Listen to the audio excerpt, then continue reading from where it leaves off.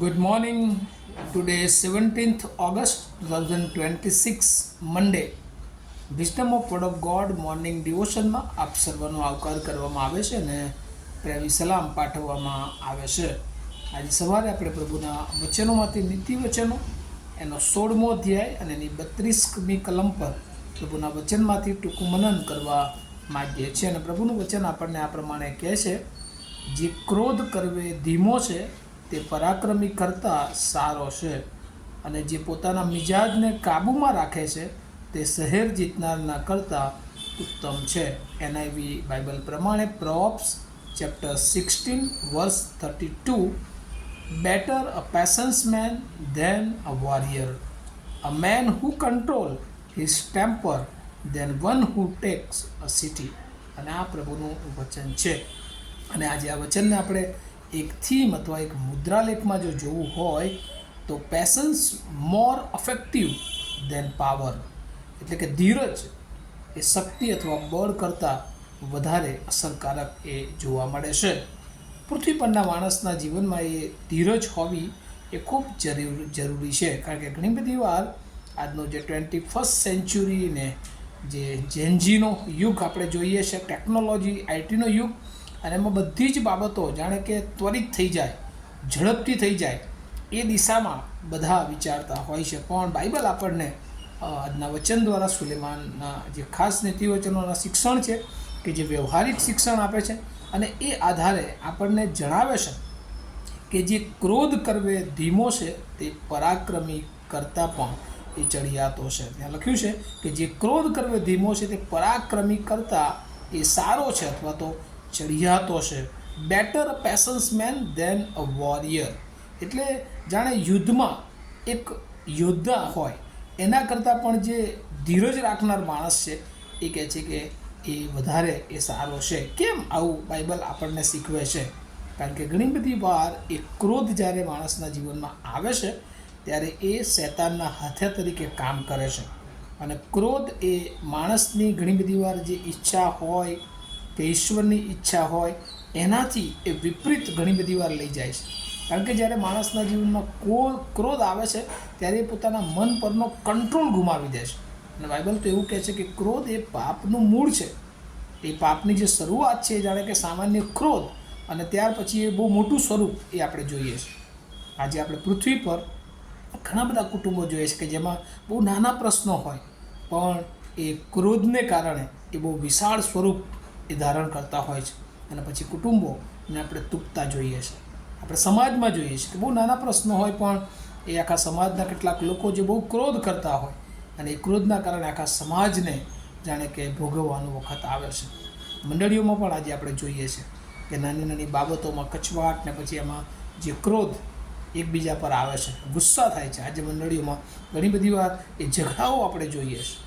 અને એ ક્રોધ જો કંટ્રોલમાં રાખવામાં ન આવે તો એ જાણે કે અગ્નિ છે, એ દાવાનળ એ મંડળીઓમાં, સમાજમાં અને કુટુંબમાં ફેલાવી શકે છે. ને એટલે બાઇબલ અને નીતિવચનો ખાસ સુલેમાન કે જે પોતાના અનુભવ આધારે ઈશ્વરની વાણી જે પ્રગટ કરે છે કે જે ક્રોધ કરવે ધીમો છે એ પરાક્રમી કરતાં પણ સારો છે, અને જે પોતાના મિજાજને કાબૂમાં રાખે છે તે શહેર જીતનારના કરતાં પણ ઉત્તમ છે. અને એટલે આપણા જીવનમાં આજે સવારે પ્રભુ કહે છે કે જો ક્રોધરૂપી બાબતો છે તો આપણે એને કંટ્રોલમાં રાખવાની જરૂર છે.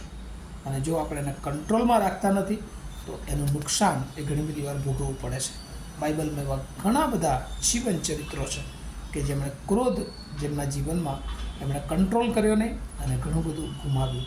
અને એમાં એક પ્રભુનો મહાન સેવક મૂસા કે જેના દ્વારા ઇસ્રાયેલ પ્રજાને પ્રભુએ એ વચનના દેશમાં કનાનમાં લઈ જવાનું વચન એ આપ્યું હતું. પરંતુ જ્યારે મૂસા એ સિનાઈ પર્વત પર પ્રભુની હાજરીમાં જાય છે અને પાછો આવે છે ત્યારે ઇઝરાયલ જે ઈશ્વરની વિરુદ્ધ સોનાનું વાછરડું બનાવીને જે બધી બાબતો કરે છે અને એનાથી આ મૂસાને ગુસ્સો આવી જાય, ક્રોધ આવી જાય છે, અને બંને શિલાપાટીઓને એ ફેંકી દે છે અને ભાગી જાય છે. ઈશ્વરે એને કે આ શિલાપાટીઓ બહુ પરાક્રમ સાથે એના જીવનને અને એના જીવન દ્વારા ઘણા બધા લોકોને બચાવવાને માટે આ નિયમશાસ્ત્રરૂપી પાટીઓ આપી હતી, પણ એ ફેંકી દે છે. ત્યારે એ નુકસાન થાય છે. બીજી વાત, જ્યારે ઇઝરાયલ પ્રજા એ મૂસા એની વિરુદ્ધ કચકચ કરે છે, દેવની વિરુદ્ધ કચકચ કરે છે પાણી માટે. અને ત્યારે મૂસા એ ગુસ્સામાં આવી જાય છે અને પછી એ લાકડી પછાડે છે, ફેંકે છે પથ્થર ઉપર. પાણી તો નીકળે છે પણ ઈશ્વરને એ બાબત ગમતી નથી. અને એટલા માટે મૂસા માટે એ અડચણરૂપ થઈ જાય છે કે બધું આટલી મોટી આગેવાની, આટલું સારું કામ કર્યા હોવા છતાં પણ વચનના દેશમાં એના માટે નો એન્ટ્રી થઈ જાય છે.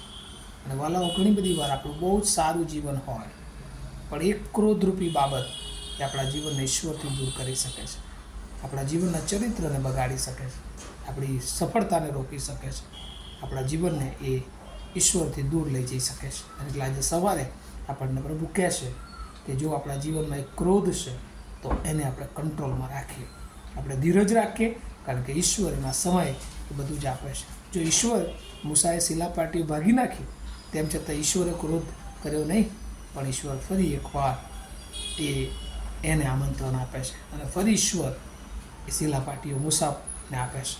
વહાલાઓ, આપણે પણ એકબીજાને માફ કરીએ, એકબીજાને માટે હંમેશા પ્રેમ હોય, ભૂલો થાય તો એકબીજાને સુધારીએ અને એ રીતે આપણે આપણા ક્રોધને કંટ્રોલમાં રાખીએ, જેથી કરીને ઈશ્વરની જે યોજના, ઈશ્વરની જે ઈચ્છા, ઈશ્વરના જે આશીર્વાદો છે એ આપણે મેળવી શકીએ અને આપણા દ્વારા ઘણા બધા લોકો એ પ્રભુની નિકટ આવી શકે. આ વચનો સમજવાને માટે પ્રભુ એની બહુ જ કૃપા આપણને સર્વને આપો. પ્રાર્થના કરીએ. અમારા જીવતાને પ્રેમાળ ઈશ્વર, આજે સવારે ક્રોધ સંબંધી અમે શીખ્યા છે. ઘણી બધી વાર અમારો ક્રોધ એ પ્રભુ એવી પારડીએ પહોંચી જાય છે કે જ્યાંથી અમે અમારા વિચારોને કંટ્રોલમાં રાખી શકતા નથી, અમારા વર્તનોને કંટ્રોલમાં રાખી શકતા નથી અને જેથી અમારાથી ન કરવાની બાબતો એ થઈ જતી હોય છે. આજે સવારે પ્રભુ અમારા ક્રોધને કંટ્રોલ રાખવા માટે તમે અમને શિક્ષણ આપ્યું છે, અમે સ્વીકારીએ અને આજ પછીના જીવનમાં અમે ક્રોધ ન કરતા ક્રોધ પર કંટ્રોલ રાખી અને હંમેશા ધીરજ સાથે અમારા પૃથ્વી પરની તમારી આધીનતામાં જીવન જીવીએ એવી પ્રાર્થના ઈસુ પ્રભુના નામમાં સાંભળો, તેનો સ્વીકાર કરો. Amen. Have a nice day to all of you. Thank you.